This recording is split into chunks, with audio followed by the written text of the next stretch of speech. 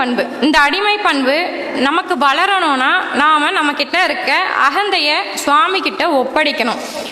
இதற்கு நம்ம ரொம்ப பிராயத்தம் பட வேணாம். ஏன்னா சுவாமியே நமக்கு வழிநெறியெல்லாம் தொகுத்து கொடுத்துட்டாரு. ரொம்ப கஷ்டப்பட வேண்டியில்லை. இந்த அடிமை பண்பு நம்ம கொடுக்கணும்னா ஒன்று செய்ய வேண்டுமா? நித்தியமாக ஒன்று செய்யணும். நித்தியமாக மனசுக்குள்ள என்ன செய்யணும் அப்படிங்கிறத சுவாமி நமக்கு சொல்கிறாரு. அகபூஜை செய்யணும். இது அடியார்கள் எப்போதுமே செய்து கொண்டே இருப்பார்கள். அகத்தில் சுவாமியை பூஜை செய்து கொண்டே இருப்பார்கள். இந்த அகபூஜையில் நாம் நினைக்கிற மாதிரி நம்ம வெளியே புற பூஜையாக சுவாமிக்கு சில அபிஷேக பொருள்கள் கொண்டு அபிஷேகம் செய்வோம். தீபம் தூபம் அதற்கு தேவையான மந்திரங்கள் அதெல்லாம் சொல்லி சுவாமிக்கு எல்லாமே சமர்ப்பணம் கொடுப்போம் இல்லைங்களா? அது கிடையாது அகபூஜை என்பது. அகபூஜை என்பது முழுமையாக நம்மை முழுமையாக சுவாமி கிட்ட கொடுத்துருவோம். நாம் ஒரு பொருள் இல்லை என்கின்ற குணம் நம்ம அப்படி அதுக்கப்புறமா திருவருள் சார்போடு தான் சிவபூஜை செய்யணும். அதனால தான் சிவபூஜை முன்னமே நாம் அகபூஜையை சிறப்பாக செய்து முடிக்கணும். வார்த்தையாக மட்டும் சுவாமிகிட்ட ஒப்படைக்கக்கூடாது. அதை வாழ்க்கையில் பொருத்தி அனைத்தையுமே சுவாமிகிட்ட ஒப்படைச்சிட்டு தான் நாம் புறபூஜை செய்யணும். அப்படி என்ன அகபூஜையோட சிறப்பு, எப்படி அது நாமக்கிட்ட இருக்க அகந்தையை சுவாமிகிட்ட கொடுத்துருவோம் அப்படின்னு பார்த்தோமானால், சுவாமிக்கு இந்த உயிருக்கு இருக்கின்ற அத்தனை பண்புகளையும் கொடுப்போம். முதல்ல சக்தி. நம்மக்கிட்ட உயிருக்கு ஒரு இயல்பான சக்தி இருக்குது. அது எப்படி கொடுத்தாரு? சுவாமி தான் கொடுத்துருக்காரு. செயல்படணும் இல்லைங்களா? அதுக்காக கொடுத்த சக்தி. இந்த சக்தியை வைத்து சுவாமிக்கு அகத்தில் அபிஷேகம் செஞ்சிருவோம். இப்போ சக்தி கொடுத்துட்டோம். உடம்புல இருக்க சக்தியை சுவாமிக்கிட்ட கொடுத்துட்டோம். முதல் அபிஷேகம் செஞ்சாச்சு, அந்த சக்தி சுவாமிக்கிட்ட ஒப்படைச்சாச்சு. இப்போ நம்மக்கிட்ட சக்தி கிடையாது.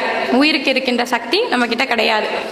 அடுத்ததாக சுவாமி ரொம்ப மென்மையானவர் இல்லையா? நம்மக்கிட்ட இருக்கின்ற மென்மையான பொருள் என்னவென்று பார்த்தால் அன்பு.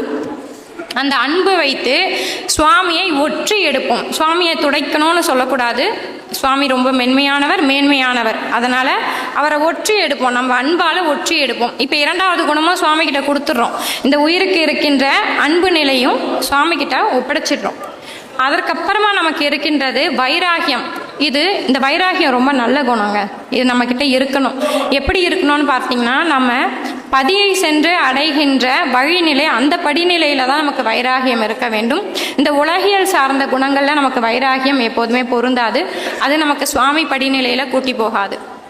வைராகியம் சிரத்தை அனைத்துமே பக்தி நெறியில் இருக்கணும். சுவாமி திருவடியை சென்றடைகின்ற அந்த நெறியில் நம்ம சிரத்தையாக இருக்கணும், வைராகியமாக இருக்கணும், ஒரு பொழுதும் தவறாமல் இருக்கணும். இப்படிப்பட்ட சிறந்த குணமாகிய வைராகியத்தை சுவாமிக்கு நம்ம சந்தனமாக கொடுத்துருவோம். சந்தனமாக சாத்திடுவோம் சுவாமிக்கிட்ட. இப்போ இந்த குணமும் சுவாமிக்கிட்ட கொடுத்துட்டோம். சக்தி கொடுத்துட்டோம், அன்பு கொடுத்துட்டோம், சந்தனம் கொடுத்துட்டோம், நம்ம வைராகியத்தை சந்தனமாக கொடுத்துட்டோம். அடுத்து அருள் அப்படிங்கிற குணத்தை சுவாமிக்கு அருக்கியமாக கொடுத்துடணும். நம்மக்கிட்ட இருக்கின்ற அருளை சுவாமிக்கு அருக்கியமாக கொடுத்துட்டோம். அதுக்கடுத்து இந்த ஆன்மா இருக்கு இல்லைங்களா? இந்த ஆன்மாவை அப்படியே நைவேத்தியமாக கொடுத்துட்றோம். சுவாமியோட நைவேத்தியமே இந்த ஆன்மா தான். அகபூஜையில் இதெல்லாம் சுவாமிக்கிட்ட கொடுத்துடணும். கொடுத்தாச்சு. நம்ம இப்போது மனசுன்னு ஒன்று இருந்தால் அதில் நம்ம தூபம் காட்டிக்கணும் சுவாமிக்கு. அப்புறம் என்ன பண்ணுறோம்? ஒரு 8 அஷ்ட புஷ்பங்களை சாத்துறோம். முக்கியமானது இது. இந்த முக்கியமான அஷ்ட புஷ்பங்களில் உயிருக்கு இருக்கின்ற அத்துணை குணங்களையும் ஒப்படைக்கிறோம். ஒன்றொன்றாக கொடுத்துடணும் சுவாமிக்கிட்ட. கொல்லாமை, ஐம்பொறி அடக்கல், அதுக்கப்புறம் அருள், தபம், பொறை, வாய்மை, இந்த மாதிரி குணங்கள் எல்லாம் சுவாமிக்கு சாத்திட்டு சுவாமியை பிரதட்சணம் பண்ணி வணங்கிடுவோம். இப்போ அறிவுன்னு ஒரு ஞானம் இருக்கும் இல்லைங்களா? அந்த சுடரை வைத்து சுவாமிக்கு தீபம் காட்டிடுவோம். இப்போ நம்மக்கிட்ட என்ன இருக்குன்னு பார்த்தா ஒன்றுமே இல்லைங்க உயிரில். இப்போ இந்த உயிருக்கு செயல்பாடுன்னு இருக்கின்ற அத்தனையுமே என்ன செய்தோம்? அப்படியே ஒப்படைச்சிட்டோம் சுவாமிக்கிட்ட. ஒன்று கூட நம்மகிட்ட இல்லை. இப்போ என்ன ஆயிடுச்சுன்னா, நம்ம கிட்ட இருந்த அகந்தை போயிடுச்சு. இதுதாங்க அகபூஜை. அகபூஜை என்பது புறத்தில் நாம் காட்டுகின்ற தீபமோ அபிஷேகமோ அதெல்லாம் ஆராதனையெல்லாம் சுவாமிக்கு உள்ள இல்லை. நம்மையே நம்ம சுவாமிக்கிட்ட ஒப்படைப்பது தான் அகபூஜை. இப்போது நமக்கு அகந்தை தானாக விலகும், அடிமை பண்பு வளரும். அதுக்காக தான் நம்ம சிவபூஜை எத்தனை பூஜை எடுத்துக்கொண்டாலும் அகத்தூய்மை மிக மிக முக்கியம். இந்த அகத்தூய்மையோட சுவாமியை பூஜிக்கும் பொழுது தான் அது ஏற்கப்படும். அப்புறமா நம்ம எப்படி பூஜை செய்கின்ற எண்ணம் இதெல்லாம் சுவாமிகிட்ட கொடுத்துட்டு பூஜை செய்ய முடியுமா? செய்ய முடியும். அது திருவருள் சார்பு. ஏன்னா நம்ம பின்னாடி திருவருளை பற்றி ரொம்ப உருக்கமான ஒரு செய்தி சிந்திக்க உள்ளோம். அந்த செய்தி சிந்திக்கும்போது நான் இங்கே ஓதுவார் பெருந்தகை தண்டபாணி ஐயாவுக்கு நன்றி சொல்லிக்கிட்டே இருந்த மனசில் இன்னும் அவங்க திருப்பணி சிறக்கணும்னு. ஏன்னா நம்ம பாராயண நூல்கள்லாம் சிந்திக்கும்போது மேலோட்டமாக பொருள்களை பார்த்து கடந்துருவோம், அப்படியே பாராயணம் செய்து.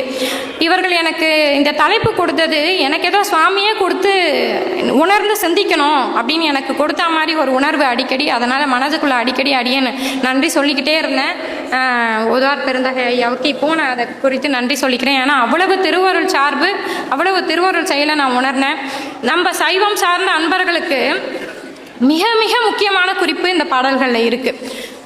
இப்போ நம்ம இந்த பாடலுக்குள்ளே செல்றதுக்கு முன்னாடி நாம் ஏன் இந்த அடிமை பண்பும் இந்த அகந்தையை விட வேண்டும் என்று சிந்திக்கின்றோம். இதெல்லாம் சிந்தித்தால்தான்